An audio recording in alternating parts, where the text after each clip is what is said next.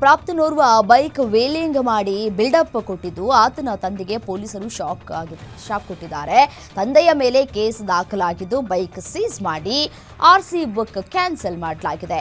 SP DC ಕಚೇರಿ ಸಮೀಪವೇ wheeling ಮಾಡಿದ್ದ ಅಪ್ರಾಪ್ತ ಬಾಲಕನ ವಿಡಿಯೋ ವೈರಲ್ ಆಗಿತ್ತು. ಇದರ ಬೆನ್ನಲ್ಲೇ ಎಚ್ಚೆತ್ತ ಪೊಲೀಸರು ಬಾಲಕ ಯಾಸಿನ್ನನ್ನ ವಶಕ್ಕೆ ಪಡೆದು ತಂದೆ ವಿರುದ್ಧ ಕೇಸ್ ಫೈಲ್ ಮಾಡಿದ್ದಾರೆ.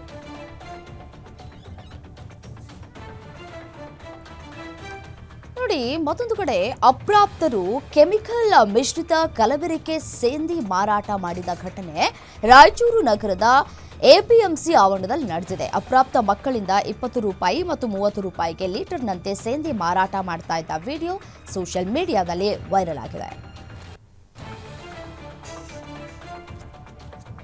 ರೈತನ ಮೇಲೆ ಕರಡಿ ದಾಳಿ ನಡೆಸಿ ಗಂಭೀರವಾಗಿ ಗಾಯಗೊಳಿಸಿದ ಘಟನೆ ಉತ್ತರ ಕನ್ನಡದ ರಾಮನಗರದ ಹನುಮಾನ್ ಗಲ್ಲಿಯಲ್ಲಿ ನಡೆದಿದೆ. ಸರ್ಕಾರಿ ಆಸ್ಪತ್ರೆಯಲ್ಲಿ ರೈತ ಮಾರುತಿ ಮಳೇಕರಗೆ ಪ್ರಾಥಮಿಕ ಚಿಕಿತ್ಸೆಯನ್ನು ನೀಡಲಾಗಿದೆ. ಕರಡಿಯೊಂದಿಗೆ ಕಾದಾಡಿ ಸುಮಾರು 4 ಕಿಲೋಮೀಟರ್ ದೂರ ರಕ್ತದ ಮಡುವಲ್ಲೇ ರೈತ ತಮ್ಮ ಮನೆ ಸೇರಿ ಜೀವವನ್ನು ಉಳಿಸಿಕೊಂಡಿದ್ದಾರೆ.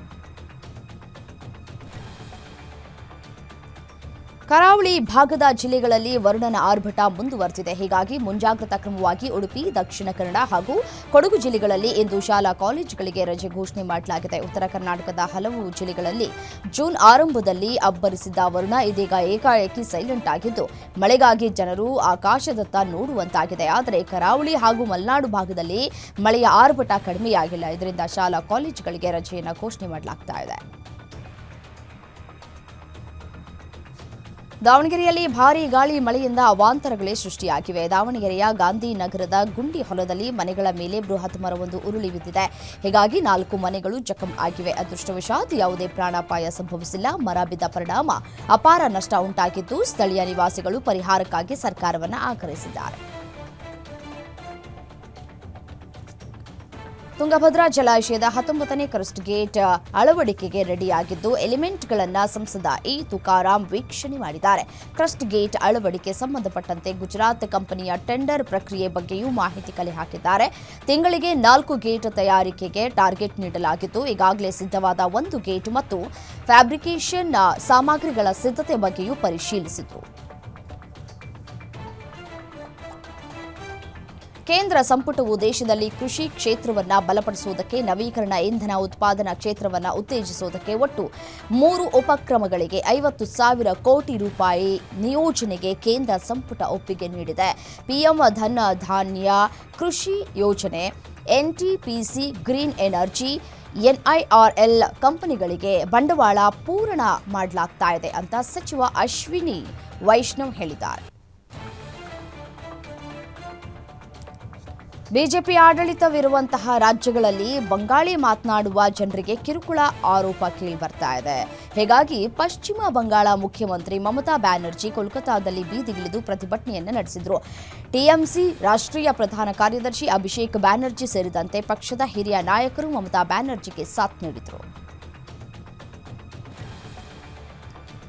ಭುವನೇಶ್ವರದ ಕಾಲೇಜು ವಿದ್ಯಾರ್ಥಿನಿ ಆತ್ಮಹತ್ಯೆ ಘಟನೆ ಖಂಡಿಸಿ ಒಡಿಶಾ ಸೆಕ್ರೆಟರಿಯೇಟ್ ಬಳಿ ಬಿಜೆಡಿ ಕಾರ್ಯಕರ್ತರು ಪ್ರತಿಭಟನೆಯನ್ನು ನಡೆಸಿದರು. ಒಡಿಶಾ ಹೈಕೋರ್ಟ್ನ ಹಾಲಿ ನ್ಯಾಯಾಧೀಶರಿಂದ ನ್ಯಾಯಾಂಗ ತನಿಖೆಗೆ ಒತ್ತಾಯಿಸಿರುವ ಬಿಜೆಡಿ ಬಾಲಸೋರ್ ಪಟ್ಟಣವನ್ನು ಬಂದ್ ಮಾಡಿದೆ. ಈ ವೇಳೆ ಪ್ರತಿಭಟನಾಕಾರರನ್ನು ಚದುರಿಸುವುದಕ್ಕೆ ಪೊಲೀಸರು ಶ್ರವಾಯು ಶೆಲ್ ಮತ್ತು ಜಲ ಫಿರಂಗಿಗಳನ್ನು ಬಳಸಿದರು. ಕೇರಳದ ನರ್ಸ್ ನಿಮಿಷಾ ಪ್ರಿಯಾ ಎಂಎನ್ನಲ್ಲಿ ತನ್ನ ಬಿಸಿನೆಸ್ ಪಾರ್ಟ್ನರ್ ಕೊಲೆಯ ಅಪರಾಧದಲ್ಲಿ ಗಲ್ಲು ಶಿಕ್ಷೆಗೆ ಗುರಿಯಾಗಿದ್ದಾರೆ. ಆದರೆ ಈ ಒಂದು ಪ್ರಕರಣದಲ್ಲಿ ಜುಲೈ 16ರಂದೇ ಗಲ್ಲಿಗೇರಬೇಕಾಗಿದ್ದಂತಹ ಆಕೆಯ ಮರಣದಂಡನೆಯನ್ನ ಮುಂದೂಡಲಾಗಿತ್ತು.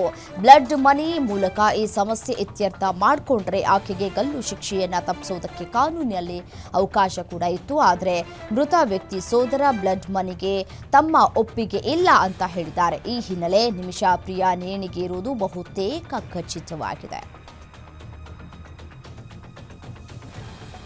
ಸಿಖ್ ಪವಿತ್ರ ಸ್ಥಳ ಅಮೃತಸರದ ಸ್ವರ್ಣ ಮಂದಿರಕ್ಕೆ ಮತ್ತೆ ಬಾಂಬ್ ಬೆದರಿಕೆ ಬಂದಿದೆ. ಕಳೆದ 3 ದಿನಗಳಲ್ಲಿ 3ನೇ ಬಾರಿ ಬಂದಿರುವಂತಹ ಬೆದರಿಕೆ ಇದಾಗಿದೆ. ಬೆದರಿಕೆ ಕರೆ ಬಂದಿರುವ ಬೆನ್ನಲ್ಲೇ ಪೊಲೀಸರು ಸ್ವರ್ಣ ಮಂದಿರದ ಬಳಿ ಹೈ ಅಲರ್ಟ್ ಘೋಷಿಸಿದ್ದಾರೆ. ಇನ್ನು ಸ್ಥಳದಲ್ಲಿ ಶ್ವಾನ ದಳವನ್ನು ಕೂಡ ನಿಯೋಜನೆ ಮಾಡಲಾಗಿದೆ.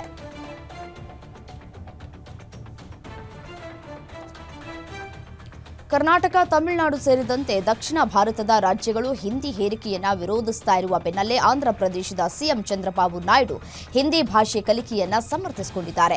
ದೇಶದಲ್ಲಿ ಎದ್ದಿರುವ ಭಾಷಾ ವಿವಾದದ ನಡುವೆಯೂ ಹಿಂದಿ ಕಲಿಕೆಯನ್ನ ಬೆಂಬಲಿಸಿದ್ದಾರೆ. ತಮ್ಮ ಹೇಳಿಕೆಯನ್ನ ಬೆಂಬಲಿಸುವುದಕ್ಕೆ ಅವರು ಮಾಜಿ ಪ್ರಧಾನಿ ಪಿವಿ ನರಸಿಂಹರಾವ್ ಅವರ ಉದಾಹರಣೆಯನ್ನ ನೀಡಿದ್ದಾರೆ.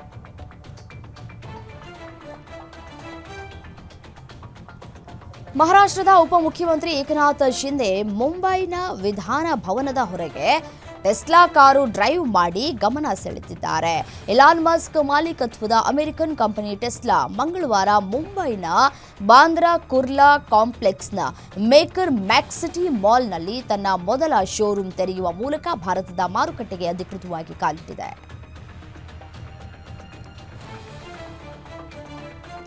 ಕೋಟ್ಯಾಂತರ ರೂಪಾಯಿ ಮೌಲ್ಯದ ಕೊಕೇನ್ ಮಾತ್ರೆಗಳನ್ನು ನುಂಗಿ ಕಳ್ಳ ಸಾಗಣೆ ಮಾಡುವುದಕ್ಕೆ ಯತ್ನಿಸಿದ ಬ್ರೆಜಿಲಿಯನ್ ದಂಪತಿಯನ್ನ ಕೊಚ್ಚಿ ವಿಮಾನ ನಿಲ್ದಾಣದಲ್ಲಿ ಡಿಆರ್ಐ ಅಧಿಕಾರಿಗಳು ಬಂಧಿಸಿದ್ದಾರೆ. ಈ ದಂಪತಿಯ ಹೊಟ್ಟೆಯಲ್ಲಿ ಬರೋಬ್ಬರಿ 163 ಕೊಕೇನ್ ಮಾತ್ರೆಗಳು ಸಿಕ್ಕಿದ್ದು, ಇದರ ಒಟ್ಟು ಮೌಲ್ಯ 16 ಕೋಟಿ ರೂಪಾಯಿ ಆಗಿದೆ. ಲಗೇಜ್ ತಪಾಸಣೆ ವೇಳೆ ಏನೂ ಸಿಗದ ಕಾರಣ ದಂಪತಿಯ ದೇಹವನ್ನ ಸ್ಕ್ಯಾನ್ ಮಾಡಲಾಗಿದ್ದು, ಇದರಿಂದ ಅವರು ಮಾದಕ ವಸ್ತುಗಳನ್ನು ನುಂಗಿದ್ದಾರೆ ಅನ್ನೋದು ಬಹಿರಂಗವಾಗಿದೆ.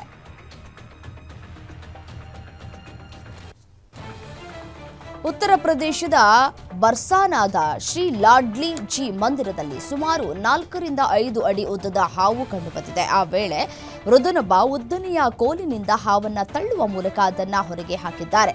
ಈ ಘಟನೆಯ ವಿಡಿಯೋ ಸೋಷಿಯಲ್ ಮೀಡಿಯಾದಲ್ಲಿ ವೈರಲ್ ಆಗಿದೆ. ಇದಕ್ಕೆ ನೆಟ್ಟಿಗರಿಂದ ಮಿಶ್ರ ಪ್ರತಿಕ್ರಿಯೆ ವ್ಯಕ್ತವಾಗಿದೆ. ಕೆಲವರು ಪ್ರಾಣಿ ಹಿಂಸೆಯ ಬಗ್ಗೆ ಮಾತನಾಡಿದರೆ, ಕೆಲವರು ಭಕ್ತರ ಸುರಕ್ಷತೆಯ ಬಗ್ಗೆ ಕಳವಳವನ್ನು ವ್ಯಕ್ತಪಡಿಸಿದ್ದಾರೆ.